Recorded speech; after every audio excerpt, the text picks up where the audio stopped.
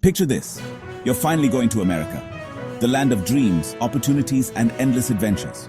You can almost taste those New York pizzas, feel the excitement of Times Square, and hear the California surf crashing against the shore. But wait, there's one giant hurdle standing in your way: the US visa interview. It's daunting, isn't it?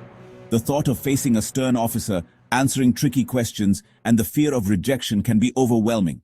You're not alone. Thousands of Indians just like you feel the same anxiety and nervousness. The anticipation can be nerve-wracking, but don't sweat it. This essay is your ultimate cheat sheet to acing that interview. We'll guide you through every step, from preparation to the actual interview.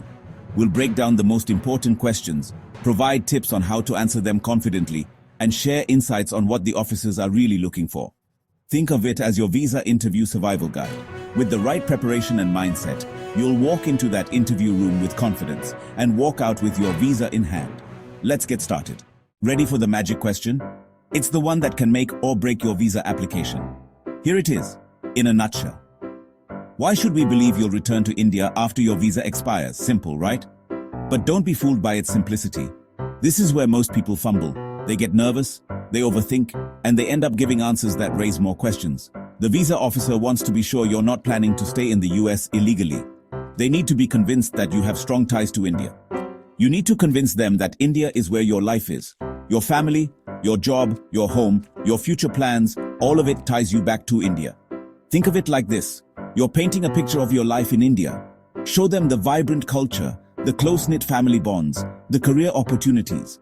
You're basically telling them why India is the coolest place to be. Make them see that your heart belongs in India and that your stay in the US is just a temporary chapter in your life. The secret sauce to acing this question is proving you have strong ties to India. Think of these ties as invisible strings pulling you back home.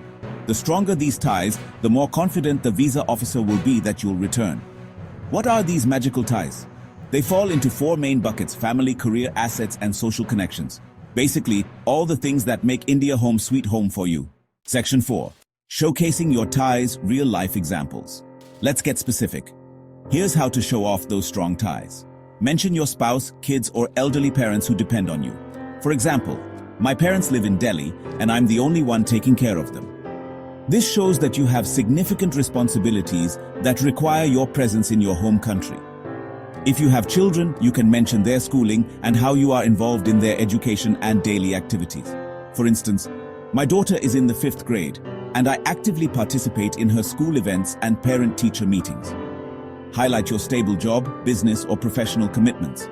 For instance, I'm a software engineer at Infosys, and I'm about to get a big promotion. You can also talk about any long-term projects you are involved in or any professional certifications you are pursuing. For example, I am currently leading a project that is crucial for my company's growth, and I am also enrolled in a professional development course to enhance my skills. Talk about property, investments, or financial stability in India. I own a flat in Mumbai and have significant investments in Indian mutual funds. You can also mention any other assets you own, such as a car or a business. For example, I own a small business that has been running successfully for the past 5 years, and I have recently invested in a new property in Bangalore. Showcase your community involvement and strong social circles. I'm an active member of my local cricket club and volunteer at an NGO. You can also talk about any other social or cultural activities you are involved in. For instance, I regularly participate in community events and cultural festivals, and I am a member of a local book club where we meet every month to discuss various topics. Remember, be specific. Don't just say you have a job, mention your job title and company. Don't just say you have family, talk about how often you see them and how you support them. The more detailed and personal your examples are, the stronger your case will be.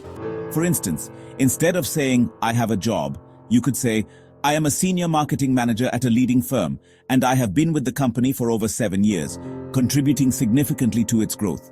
Similarly, instead of saying, I have family, you could say, I visit my parents every weekend to help them with their grocery shopping and medical appointments, and I am actively involved in my children's school activities. By providing these specific examples, you paint a clear picture of your life and responsibilities in your home country, making it evident that you have strong ties that will bring you back after your visit abroad. This not only strengthens your visa application, but also gives the consular officer a better understanding of your personal and professional commitments. Section 5. Confidence is key.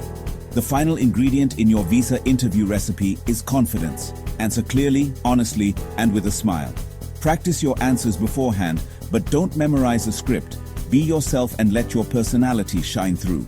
The visa interview might seem scary, but with the right preparation, you can ace it. Remember to showcase those strong ties to India.